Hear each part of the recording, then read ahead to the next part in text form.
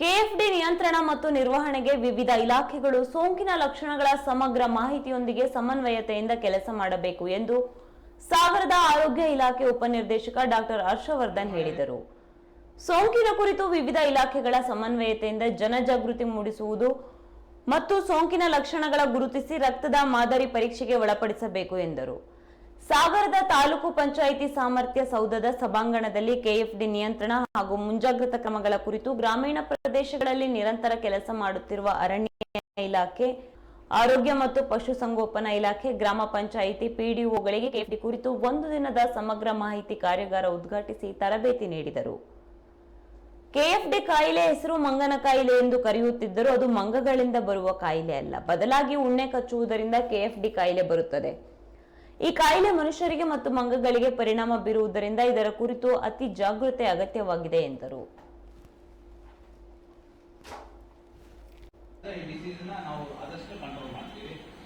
ಇದು ವೈರಲ್ ಅಂತಂದ್ರೆ ನಿಮಗೆಲ್ಲರಿಗೂ ಗೊತ್ತಿದೆ, ಚಿಕನ್ ಗುನ್ಯಾ ಇರ್ಬೋದು, ಡೆಂಗು ಇರ್ಬೋದು, ಈವನ್ ಕೋವಿಡ್ ಕೂಡ ಇರ್ಬೋದು, ಅದು ಕೂಡ ವೈರಲ್ ಇನ್ಫೆಕ್ಷನ್. ಅದೇ ತರ ಇದಕ್ಕೆ ಕೂಡ ಸ್ಪೆಸಿಫಿಕ್ ಟ್ರೀಟ್ಮೆಂಟ್ ಇಲ್ಲ, ಸಿಂಪ್ಟಮ್ಯಾಟಿಕ್ ಟ್ರೀಟ್ಮೆಂಟ್. ಏನು ರೋಗ ಲಕ್ಷಣಗಳು ಇರ್ತವೆ ಅದಕ್ಕೆ ತಕ್ಕನಂಗೆ ಟ್ರೀಟ್ಮೆಂಟ್ ಕೊಡುವಂಥದ್ದು. ಸೊ ಇದು ಝೂನೋಟಿಕ್ ಅಂತಂದ್ರೆ ಟಿಕ್ಸ್ ಇಂದ ಬರೋದ್ರಿಂದ ಇದು ಝೂನೋಟಿಕ್. ಹೆಮರಾಜಿಕ್ ಫೀವರ್ ಅಂತಂದ್ರೆ ಇದರಲ್ಲಿ ರಕ್ತಸ್ರಾವ ಇರ್ಬೋದು, ಪ್ಲೇಟ್ಲೆಟ್ ಕೌಂಟ್, ಡೆಂಗು ಹೆಂಗೆ ಪ್ಲೇಟ್ಲೆಟ್ ಕೌಂಟ್ ಕಮ್ಮಿ ಆಗುತ್ತೆ, ಇದರಲ್ಲೂ ಅದೇ ತರ ಪ್ಲೇಟ್ಲೆಟ್ ಕೌಂಟ್ ಕಮ್ಮಿ ಆಗುತ್ತೆ. ರಕ್ತಸ್ರಾವ ಆಗುವಂತ ಟೆಂಡೆನ್ಸಿ ಇರುತ್ತೆ. ಕಣ್ಣು ಕೆಂಪುಗಾಗೋದಿರ್ಬೋದು, ಗಮ್ಸಲ್ಲಿ ಬ್ಲೀಡಿಂಗ್ ಆಗುವಂಥದ್ದು ಇರ್ಬೋದು, ಹಲ್ಲುಗಳ ಸಂಧಿಗಳಲ್ಲಿ ರಕ್ತ ಬರುವಂಥದ್ದು ಇರ್ಬೋದು, ಬೇರೆ ಬೇರೆ ರೆಡ್ ಸ್ಪಾಟ್ಸ್ ಆಗುವಂಥದ್ದು, ಆ ಥರದ್ದು ರೋಗ ಲಕ್ಷಣಗಳು ಇರ್ಬೋದು. ಸೊ ಇದು ಬಯೋಸೇಫ್ಟಿ ಲೆವೆಲ್ 4 ಅಂತಂದ್ರೆ ಇದನ್ನ ಬಹಳ ಜನ ನೀವು ಅನ್ಕೋಬಹುದು, ಚಿಕನ್ ಗುನ್ಯಾ ಡೆಂಗು ಅಂದ್ರೆ ಎಲ್ಲಾ ಕಡೆ ಲ್ಯಾಬಲ್ಲಿ ಟೆಸ್ಟ್ ಮಾಡ್ತಾರೆ, ಇದನ್ನ ಯಾಕೆ ಮಾಡಲ್ಲ, ಇದು ಎಲ್ಲಂದಲ್ಲಿ ಮಾಡ್ಲಿಕ್ಕೆ ಬರಲ್ಲ. ಸೊ ಆ ಉದ್ದೇಶದಿಂದ ಸ್ಪೆಸಿಫಿಕ್ ಇಲ್ಲಿ ಒಂದು ನಮ್ಮ ಏನು ಮೀಡಿಯಾ ಲ್ಯಾಬ್ ಇದೆ, ಇಡೀ ಕರ್ನಾಟಕದಲ್ಲಿ ಅದು ಒಂದು ಲ್ಯಾಬ್ ಅಲ್ಲಿ ಅಷ್ಟೇ ನಾವು ಕೆಎಫ್ಡಿ ಟೆಸ್ಟ್ ಮಾಡುವಂಥದ್ದು. ಯಾಕಂದ್ರೆ ಅವ್ರಿಗೆ ಪರ್ಮಿಷನ್ ಕೊಡ್ಲಿಕ್ಕೆ ಬರಲ್ಲ. ಮುಂಚೆ ಈಗ 2 ವರ್ಷದ ಕೋವಿಡ್ ಬರೋಕ್ಕಿಂತ ಮುಂಚೆ ನಮ್ದು ಒಂದೇ ಇತ್ತು.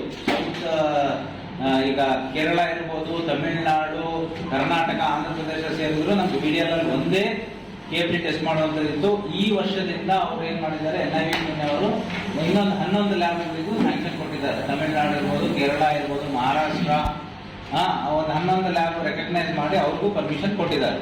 ಸೊ ಹಾಗಾಗಿ ಇದು ಹೈಲಿ ಇದು ಕಂಟಾಜಿಯಸ್ ಅನ್ಬೋದು.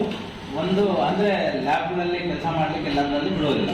ಸೊ ನೆಕ್ಸ್ಟ್, ಸೊ ಇದರಲ್ಲಿ ನೀವು ಆಕ್ಷನ್ ತಗೋಬಹುದು, ನಿಮ್ಮ ಮಾಹಿತಿ ನಮಗೆ ಕೊಡಬಹುದು ಅನ್ನೋ ಉದ್ದೇಶದಿಂದ DC ಸರ್ ಮಂದಟ್ ಮಾಡಿಕೊಂಡು ಅದನ್ನ ಹೇಳಿದ್ದಾರೆ. ಸೊ ಹಾಗಾಗಿ ಇವತ್ತು ಈ ಕೆಎಫ್ಡಿ ಕಾಯಿಲೆ ಹೆಂಗ್ ಬರುತ್ತೆ, ರೋಗ ಲಕ್ಷಣಗಳೇನು, ಅದನ್ನ ಯಾವ ತರ ಹತೋಟಿ ಮಾಡಬಹುದು ಅನ್ನೋ ಉದ್ದೇಶದಿಂದ ಇವತ್ತು ಟ್ರೈನಿಂಗ್ ಕರೆದಿದ್ದೀವಿ.